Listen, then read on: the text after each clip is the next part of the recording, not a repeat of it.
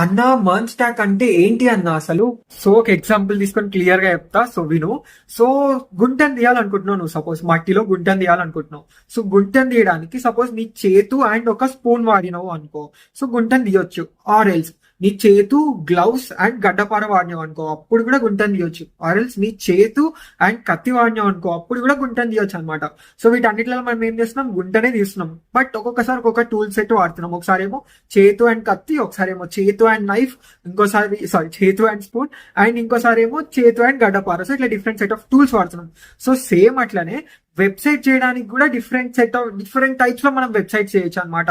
So different set of tools ని వాడి చేయొచ్చు అనమాట. సో ఆ టూల్స్ లో ఈ మర్న్ స్టాక్ అనేది ఒక సెట్ ఆఫ్ టూల్స్ అనమాట. సో ఈ మర్న్ స్టాక్ యూజ్ చేసి కూడా మనం వెబ్సైట్ బిల్డ్ చేయొచ్చు అనమాట.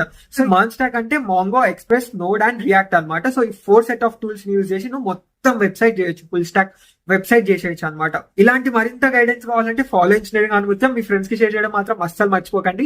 Happy coding.